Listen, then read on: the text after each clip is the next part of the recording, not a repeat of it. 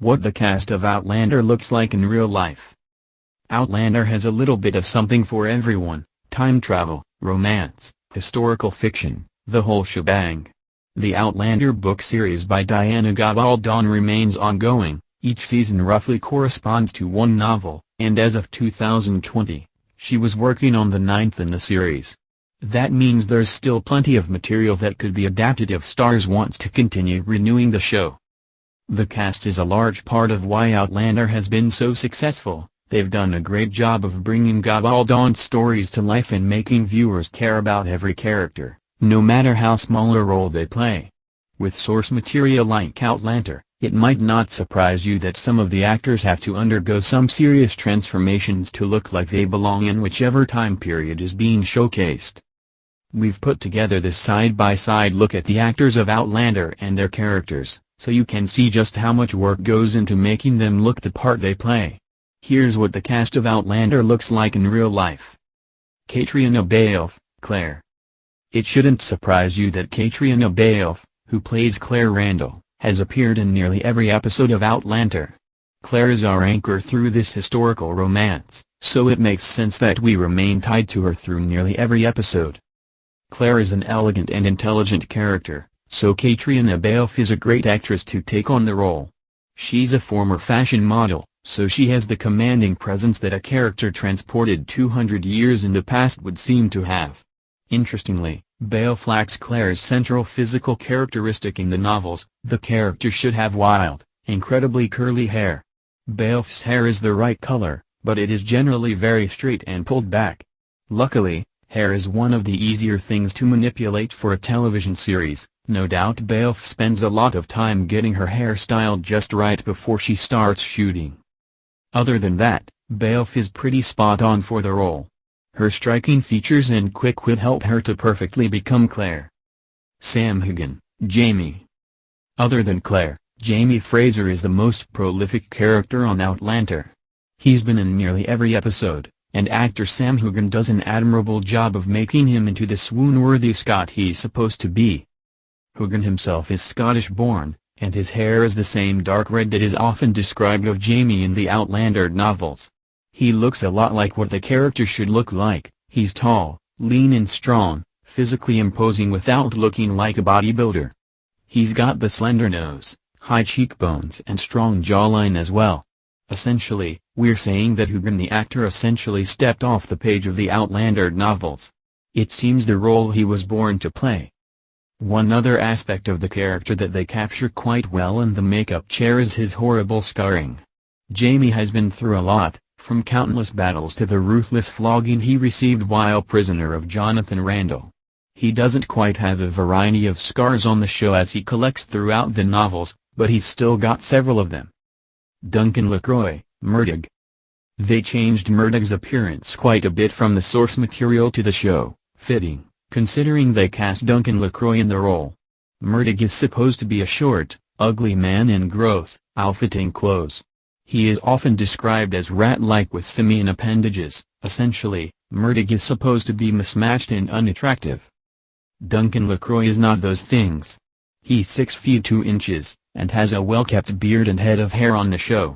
His appearance isn't the only thing that changed from the Outlander books to the television series, either. The showrunners changed quite a bit of his story as well, giving him a much expanded role and allowing him to survive past the point where the character dies in the books. Not too many actors are rat-faced, and LaCroix definitely is not. He often appears on the show in clothing that is not as nice as some of the main characters, but that's about all you can say as having the television character match the physical appearance of his novel counterpart. Sophie Skelton, Brianna. The Outlander series does a solid job of making actress Sophie Skelton resemble her on-screen father, actor Sam Heughan. The two are supposed to be dead ringers for one another, with high cheekbones, pointed chins and dark red hair. Much of that comes from the casting, as Skelton shares a lot of Brianna's physical attributes in the books. Skelton even has the right hair color, though it appears they lighten it a bit for her role. She's a British actor from the Manchester area, unlike Sam Heughan, who is of Scottish heritage. Skelton's physical appearance is different in several ways from the way Brianna is described in the Outlander novels. Brianna should have a very wide mouth, and her hair should fall to her waist. It's a bit hard to tell exactly how long her hair is, as it's curly and frequently done up, but Brianna on the series doesn't seem to have hair quite as long as her book counterpart. Richard Rankin, Roger. Richard Rankin has the brooding screen presence required to bring a lot of life to Roger Wakefield, Mackenzie, and much of his physical appearance matches that of his book counterpart. Roger is often described as a tall, long-haired man with a strong nose and slanted jaw. Rankin himself has the tall and long-haired part down already, though he tends to wear a beard when not playing Roger. There are a few book attributes that Rankin doesn't quite possess, however. One of Roger's main physical characteristics is his dark, almost olive-toned skin. He has black hair and thick, dark eyebrows and lashes. Richard Rankin has a much more traditional Scottish look, with his light brown, red hair and generally light skin. Fun fact about Richard Rankin, his birth name is actually Richard Harris, but he had to change it so as not to be confused with the already well-known Irish actor of the same name. Tobias Menzies, Jack and Frank Randall. It's fitting that the Outlander series used the same actor to play both 20th century Frank and 18th century Jack Randall.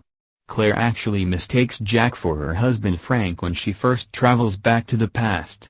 They may look alike physically, but the two men could hardly be more different when you start comparing their personalities. Veteran actor Tobias Menzies has the perfect aura around him to play characters like the Randalls. He just seems to radiate that traditional British air of aristocracy. Just like the character he plays, he is tall and lean with sharp facial features. His restrained personality is just right to play both Jack and Frank, as he can transition from gentle and quiet to irate and fearsome in a snap. Menzies has brought a similar attitude to basically every series that casts British actors. Game of Thrones, The Terror, The Crown, and Catastrophe are all on his reel. Cesar Damoy, Fergus.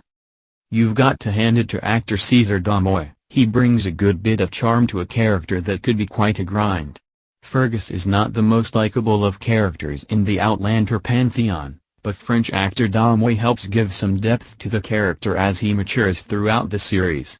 He also looks quite the part, though he isn't a perfect replication of the way Fergus is described in the books. It wouldn't be too hard to pick out Damoy's role if you didn't know that's who he was playing beforehand. Fergus is described as having long black hair and sharp facial features, including a beaked nose, and an aristocratic look about him. Damoy has all those features, especially when his character starts wearing nicer clothes. Damoy does an excellent job of giving off an air of aristocracy. In both the novels and the series, Fergus grows into a lot of his more awkward physical traits, like his large teeth. Actor Roman Brooks played the child Fergus. He looks quite a bit like Damoy, who we see as Fergus much more often. John Bell, young Ian. Despite his youthful age, John Bell had done some impressive work as an actor before being cast in Outlander as young Ian. He showed up in Doctor Who, The Hobbit, Into the Badlands, and Wrath of the Titans, and was cast in all of them before he was even 20 years old. His character got a few physical tweaks from his book description, but much of his look is forced upon him by his circumstances. Young Ian is not a looker. He is described as homely, with his eyes being his one conventionally attractive feature. Bell, like most professional actors, is certainly not an ugly person, but, again, that's television for you. Much of young Ian's look comes from his time with the Mohawks. That's where he gets his facial tattoos and his shocking hairstyle. Eventually, young Ian returns a bit more to the way he looked originally, but some of those characteristics remain.